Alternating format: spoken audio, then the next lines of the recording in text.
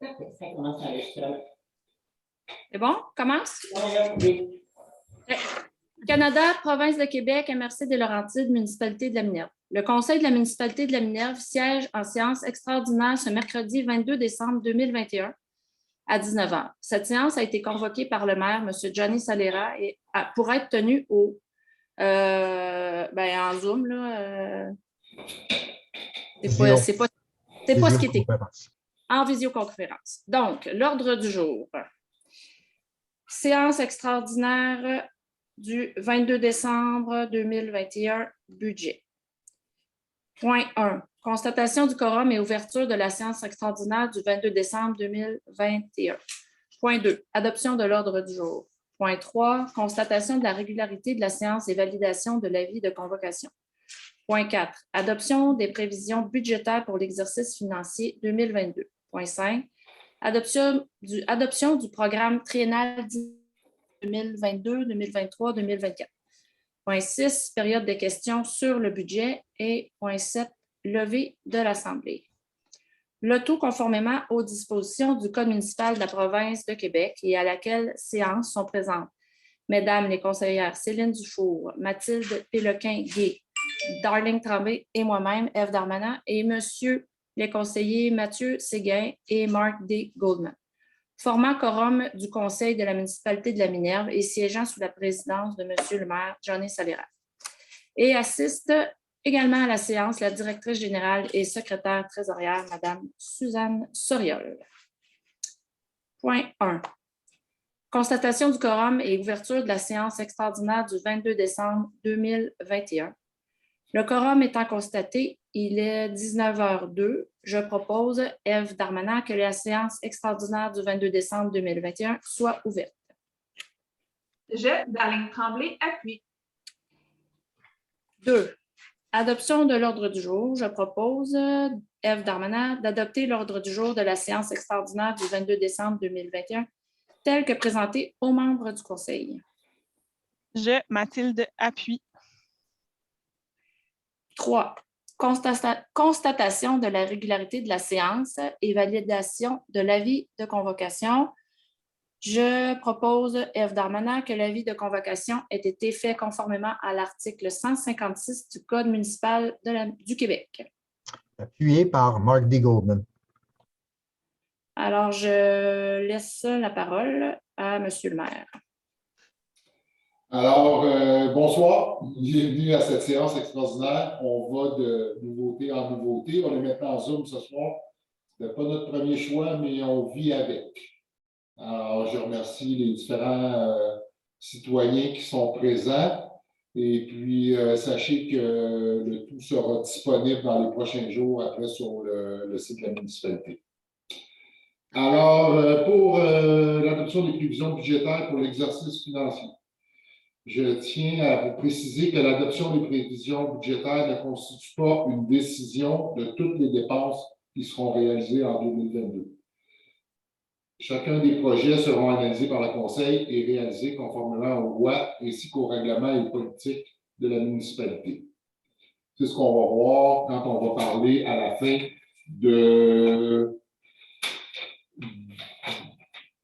excusez-moi, je cherche on va parler du programme triennal. Ce sont des propositions de choses à faire pour la Minerve ou des achats à faire et qui ne vont pas influencer le budget et les montants que les citoyens auront à payer. Alors, est-ce qu'on va pouvoir le mettre à l'écran? Bien sûr.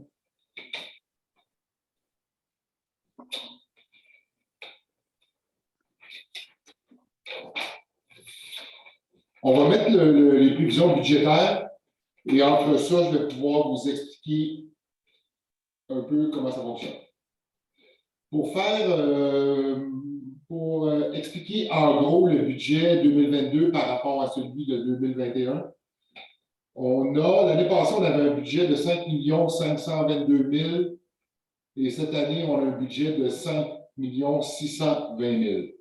C'est une augmentation de 1,8 % par rapport à celui de l'année passée. Là, vous avez les revenus qui apparaissent là. Je vais quand même vous sortir les grandes lignes des revenus. Si après, il y a des gens qui ont des questions, qui voudraient avoir de l'information plus détaillée ou plus spéciale, mais vous pourrez poser la question. Par rapport aux questions, c'est sûr qu'on a de la misère à suivre, de pouvoir vous parler et en même temps de suivre les gens qui voudraient poser des questions. Alors, il y aura une période de questions à la fin.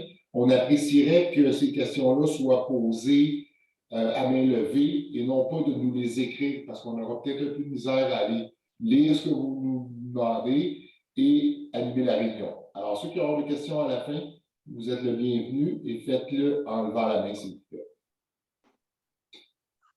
Pour les revenus, au niveau de la taxe foncière, il y aura une augmentation de 1 sou du 100 $ d'évaluation. 1 sou du 100 $ d'évaluation, ça représente 10 $ du 100 000 $ d'évaluation. Alors, si vous avez une maison qui est évaluée à 300 000 $, vous devriez vous retrouver avec une augmentation de 30 $. Où est-ce qu'il y a eu d'autres changements? C'est au niveau des taxes sur l'environnement.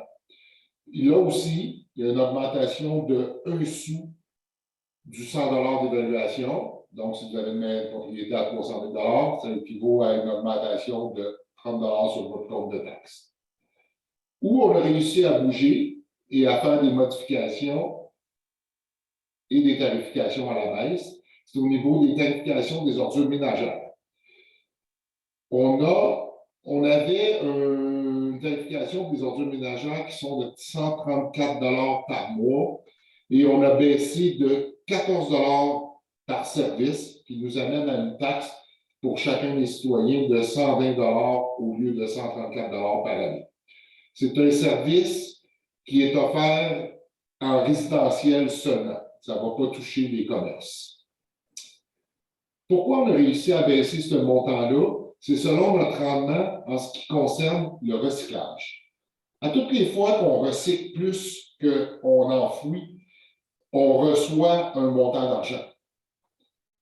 Et c'est vraiment à cause du recyclage et des montants qu'on a reçus qu'on était capable de baisser le montant de 14 $ sur nos taxes pour la prochaine année. Le gouvernement, le Québec nous envoie de l'argent au niveau de notre recyclage et il ne peut être utilisé que dans ce département-là, les ordures ménagères. Alors, comme on a été des bons recycleurs, on doit tous se féliciter, ça nous a permis de baisser le montant de 14 $ pour toutes les familles qui sont ici à la Minerve, sauf les commerces, naturellement.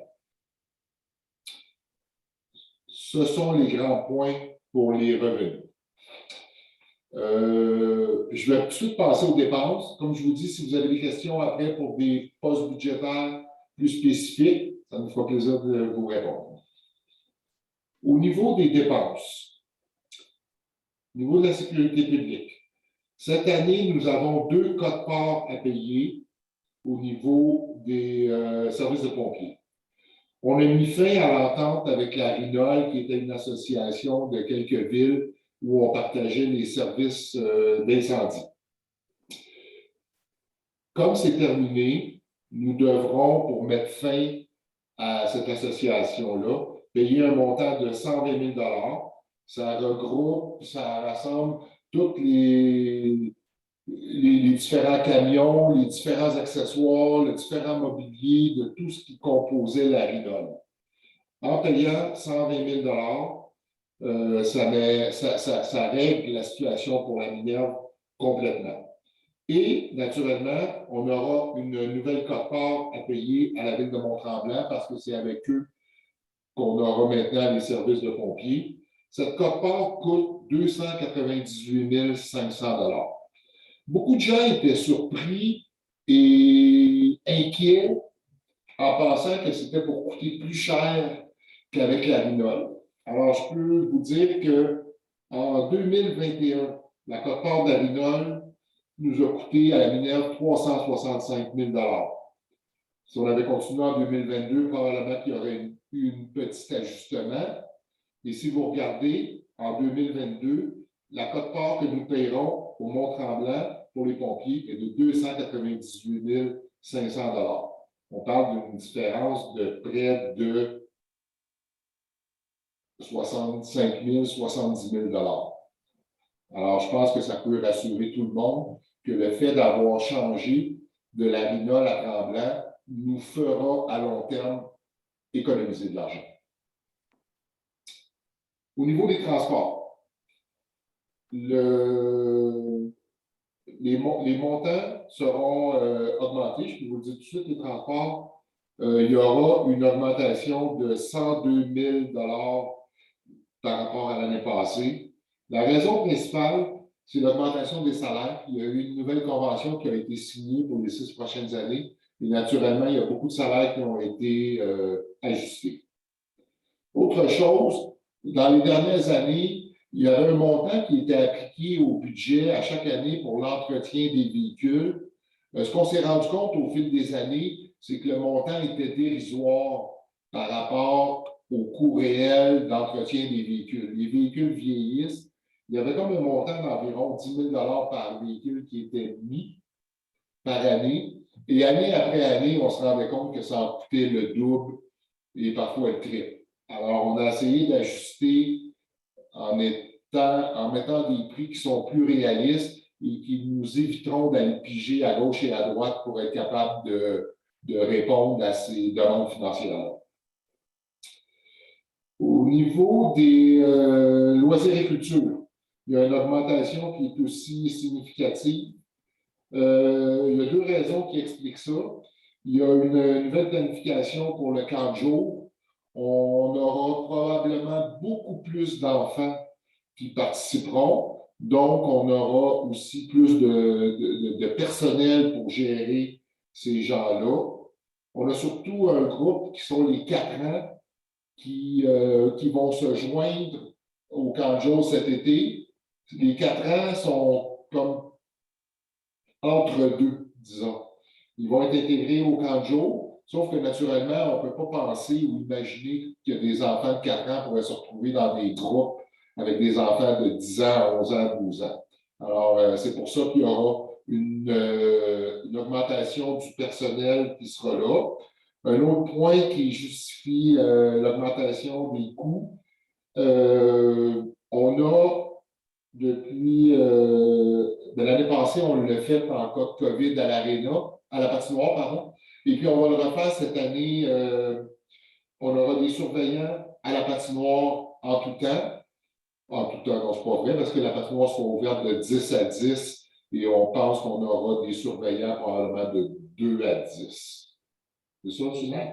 Environ 2 à 10. Alors, naturellement, il faudra payer ces gens-là qui vont nous rendre des services.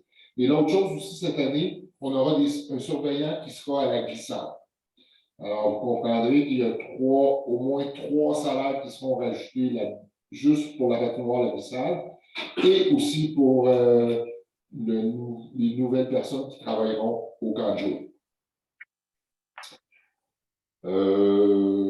Au niveau du financement, il y a 2 règlements d'emprunt. Si on regarde au niveau des dépenses, il y aura presque 100 000 $ de moins en dépenses. Pourquoi? Parce qu'on termine des remboursements. Il y a une niveleuse qui est en voie d'être complètement réglée et on a un camion 6 roues qui fait du déneigement, le 49 pour ne pas le nommer, qui, lui, on termine de le rembourser. Alors, ce sont les grands points pour les revenus et les dépenses qui sont associées au budget 2022. Est-ce qu'on peut offrir la parole aux gens? Oui. Alors, s'il y en a dans les personnes invitées qui ne sont pas les conseillers, il y a différentes personnes qui se sont jointes. Si vous avez des questions, nous allons vous écouter maintenant.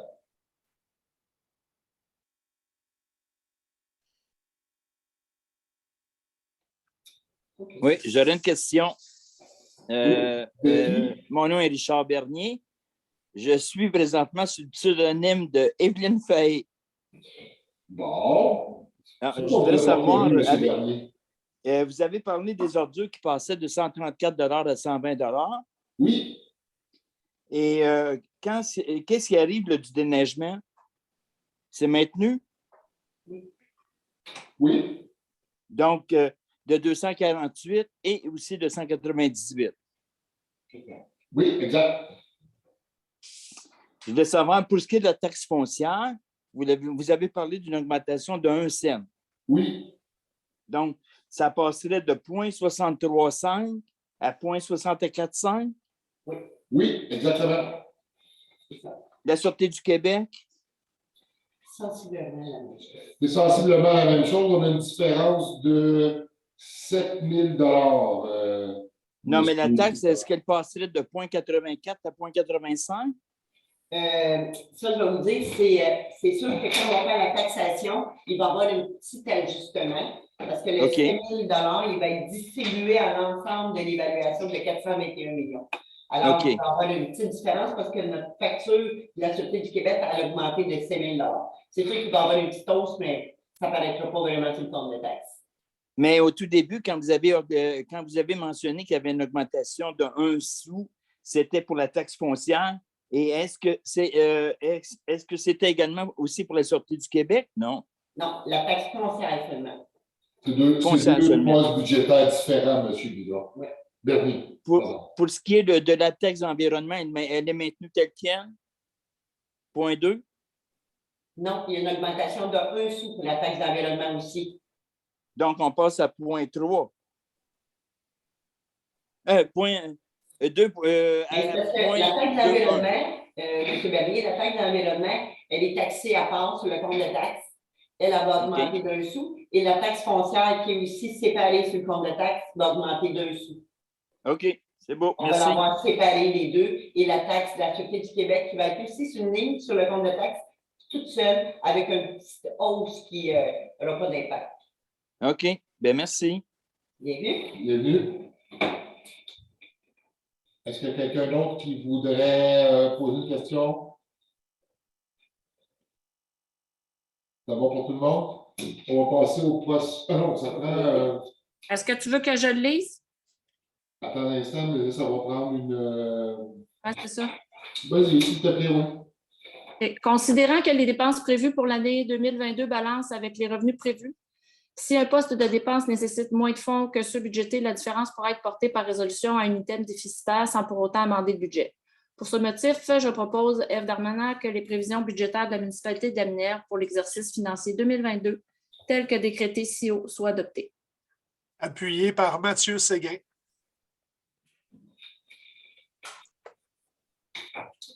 D'accord, on va passer au prochain point qui est l'adoption du programme triennal d'immobilisation de 2022, 2023 et 2024.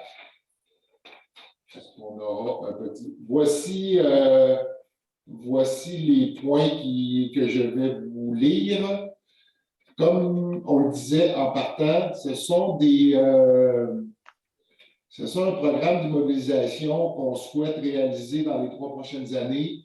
Elles n'ont aucune incidence sur le compte de taxes. C'est souvent pris par une subvention, un fonds de roulement, un emprunt, mais en tout cas, rien qui touche votre taxation personnelle.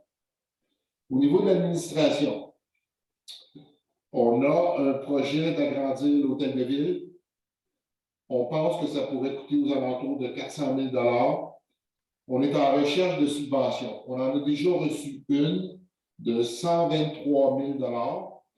Et on est à la poursuite et à la recherche de subventions supplémentaires. Au niveau de la... Voulais-tu rajouter quoi, ça? Au niveau de la sécurité publique, il y aura l'acquisition de camions d'incendie, inventaire et équipement. Ça coûtera 342 000 $. Ça sera fait par un emprunt. Juste vous dire avant qu'avec l'arrivée de la Rinol, on avait vendu nos camions à la Rinol pour un montant de 340 000 $. 3 ans plus tard. 3 ans plus tard, nous serons obligés de racheter des camions. Nous payerons 342 000 $. Alors, c'est 2 000 $ de plus. Et avec ça, nous nous retrouverons avec un camion beaucoup plus efficace, beaucoup plus performant qu'on a acheté d'une des municipalités qui faisait partie de la Rigole avant. Au niveau des transports, il y a eu quelques demandes qui émanaient du bureau du garage municipal. Il y a un broyeur à branche qui était demandé. On pense qu'on est capable de le financer avec le fonds de roulement sans trop de problèmes. Il y aura la relocalisation d'une partie du chemin des Pionniers, où ça devrait coûter 50 000 $. On a déjà une subvention de 48 000 $ qui est rentrée, qui vient du fonds de Gravière et Sablière. Le fonds de Gravière et Sablière, c'est à toutes les fois où on achète ou ils vendent du gravier ou de la sablière, c'est Les redevances. c'est les redevances. Ils nous recueillent un montant à toutes les fois qu'ils vendent une tonne ou je ne sais pas combien. Mais tout ça pour dire que les redevances nous ont permis d'accumuler 48 000 $ et on pense qu'avec ça, on devrait être capable de faire tous les travaux de la localisation d'une partie du chemin des Pionniers. Le chemin Pépin. Il y aura cette année pavage sur 3 km. Le montant est évalué à 240 000 $ et il sera assumé par la TEC. La TEC, c'est le programme de transfert de la taxe sur l'essence et de la contribution du Québec, qui devrait être capable de payer tout ça. Il y a une demande du garage municipal aussi pour faire la construction d'un abri pour protéger les différents camions qui sont à l'extérieur tout le temps. On est à la recherche d'une subvention et il y aura aussi probablement une emprunt qui sera fait pour pouvoir payer ça. C'est quand même prévu en 2024 seulement. Il y aura du dynamitage à faire sur Isaac-Grégoire Sud pour un montant de 40 000 $. On est présentement en recherche de subvention. Il en existe, il faut la trouver. Et ce projet-là est prévu pour 2023. Il y aura probablement en 2024, si la tendance se maintient, un achat d'un camion 10 roues. Les camions sont, pour la plupart du temps, financés sur des crédits bailleurs. Alors, ce sera probablement la même chose. C'est aussi pour 2024. Il y aura la réfection du chemin des Grandes Côtes sur 4,5 km. C'est un projet qu'on espère faire cette année qui devrait coûter environ 1 million de $. La subvention est demandée à l'AIRL, que je ne sais pas c'est quoi. C'est une subvention gouvernementale qui s'appelle comme ça. C'est un programme qu'il paye jusqu'à 80 % de la demande de subvention. Alors, c'est prévu pour cette année. La subvention a déjà été demandée. On attend la réponse. Il y aura des ponceaux sur Rivière-du-Mulet et Rivière-Preston qui seront faits cette année. 1,2 million que ça devrait coûter. On a déjà reçu une subvention de 1,2 million. On a reçu le montant au complet. C'est une belle subvention pour avoir ce montant-là. La seule chose qui est demandée, c'est que la municipalité mette 10 % du montant. Donc, ça devrait nous coûter 120 000 $ qu'on sera capable de financer avec nos surplus. Il y a le pavage du chemin des fondateurs sur 2 km qui est prévu pour 2024 et ça sera fait au niveau d'une subvention qu'on est en train de demander. Au niveau de l'hygiène du milieu, il y aura 2 boîtes de camions à ordures probablement à changer. Les gens se rendent compte que le camion est encore bon, la mécanique est encore efficace, c'est les boîtes qui s'usent, c'est les mécanismes pour ramasser et remettre les bacs dans le camion. Ce sera en 2024. On prévoit que le montant devrait être d'environ 300 000 $. Ce sera fait sur un emprunt. Il ne faut pas oublier que les camions à ordures sont partagés en 3 municipalités, la Belle, la Conception et la Minerve. Les 3 municipalités participent à ces montants-là et il y a la façon de les payer, c'est par l'utilisateur payeur. Alors, s'il y a une municipalité au prorata qui l'utilise plus que les autres, ils verront leur montant être augmenté en considération de leur quota. Au niveau de l'urbanisme, il y a un projet d'aménagement des 4 mois. Cette subvention-là, elle a été demandée déjà. C'est 500 000 $. On attend une réponse. Naturellement, il n'y a rien de décidé à ce qui se fera aux 4 coins, mais il fallait produire un certain document pour pouvoir être éligible à recevoir cette subvention-là. Si elle arrive, on aura la chance, on aura le pouvoir, on aura le privilège de modifier toutes les parties de ces dessins et cette demande de subvention. C'est vraiment, ils nous demandaient, vous voulez participer à la subvention de 500 000 $, proposez-nous quelque chose, mais qui ne sera pas coulé dans le ciment. Il y a, pour l'aménagement des 4 coins, je vous dis qu'on se croise les doigts et on prie. Ça serait vraiment une belle nouvelle qui pourrait nous arriver. Au niveau du comptoir, du kiosque postal, on a un montant d'environ 20 000 $ qui devrait être mis pour finaliser les boîtes postales qui sont en avant du centre communautaire, celles qui ont été déplacées. Naturellement, on regarde pour y mettre un toit et on regarde pour rendre ça peut-être joli, plus joli. Alors, nous verrons. Alors, c'est un montant de 20 000 $ qu'on devrait pouvoir prendre dans le fonds de roulement de la municipalité. Au niveau des loisirs et culture, il y a plusieurs demandes qui ont été faites. Il y a un sentier de vélo de montagne qui devrait se chiffrer aux alentours de 25 000 $ qui serait pour l'année 2023. On a l'aménagement d'une descente au lac Castor qui devrait coûter environ 60 000 $.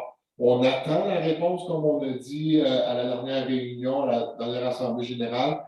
Le ministère nous a répondu. Alors, c'est déjà une belle nouvelle. Il nous a répondu, voulait avoir des informations supplémentaires. Alors, s'ils sont en train de nous poser des questions, c'est probablement qu'ils devraient être capables de nous donner une réponse avant longtemps. Je sais que les gens du lac Castor la souhaitent depuis longtemps. On espère qu'on pourra répondre à leurs demandes cette année. Il y a l'aménagement du parc des sourires, c'est la finalisation des différents modules qui sont prévus pour finaliser le parc des sourires. Je vais régler ces 3 points-là. Ces 3 points-là viennent d'un fonds parc et espace vert. Présentement, Suzanne, tu disais comment ils viennent déjà, ces montants? Oui, bien sûr. Aussitôt que quelqu'un fait un lotissement de la ville, il demande de faire il y a un grand lot, et il fait des répartitions pour faire un lotissement sur son terrain, le séparer en plusieurs. Il y a une taxation qui lui est chargée, un montant, un pourcentage, sur la valeur totale de toute l'évaluation. Alors, ces montants-là, ils sont dans un fonds qui s'appelle Parc et Espace Vert, sont réservés juste pour faire des travaux comme ça, soit des sentiers, ce qui est loisirs et culture, mais de l'immobilisation. Fait que ces montants-là sont serrés dans les coffres. En ce moment, on a environ 158 000 de ramasser pour justement faire ces travaux-là, qui est juste pour les loisirs et la culture. Merci. L'acquisition de la bibliothèque. C'était presque complété. La demande de subvention avait été envoyée. Ça a juste resté pris à quelque part. On a réacheminé la demande de subvention au gouvernement et on attend une réponse qui, nous souhaitons, sera dans les prochaines semaines. Mais il semblerait que c'est assez encourageant. Ensuite de ça, le dernier point sera l'aménagement du bâtiment du musée.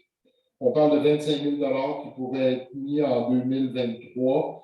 C'est spécifiquement que le bâtiment qui abrite le musée aurait besoin d'une nouvelle toiture et revoir peut-être le drain français parce qu'il semble y avoir des entrées d'eau au sous-sol. Alors, c'est la raison pourquoi on voudrait bloquer 25 000 la toiture et le drain français. Et on pense qu'on peut aussi trouver une subvention qui pourrait éponger ce montant-là. Alors, c'est la liste du programme triennal pour les 3 prochaines années. Je l'enlèverai pas s'il y a des questions. Je l'enlèverai pas s'il Oui. y a. Est-ce que quelqu'un voudrait poser des questions? C'est encore moi, sur le pseudonyme là, de Devine Fahey. J'aimerais savoir. Je n'ai pas compris, M. Bernier, ce que vous venez de dire. C'est parce que je n'ai pas ma tablette, je suis sur la tablette de mon épouse.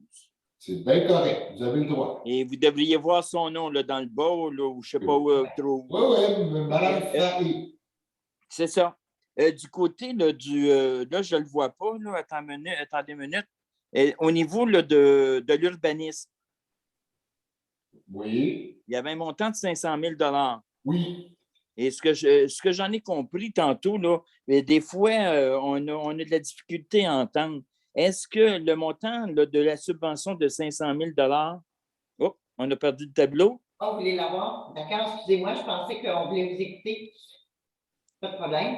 Et voilà, 500 000 le montant de 500 000 est-ce que vous avez parlé tantôt de la maison des aînés? Non. Non? L'aménagement des 4 coins. Des 4 coins. Et la maison des aînés ne figure pas là, de parmi les projets à venir? Elle n'est pas là présentement. C'est un dossier qui sera revu et remis en selle et réévalué par le nouveau conseil. Ah, OK.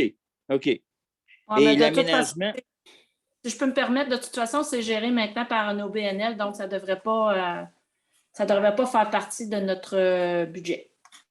Ah, OK. Bien, merci. C'est bon? D'accord? Il n'y a plus d'autres questions?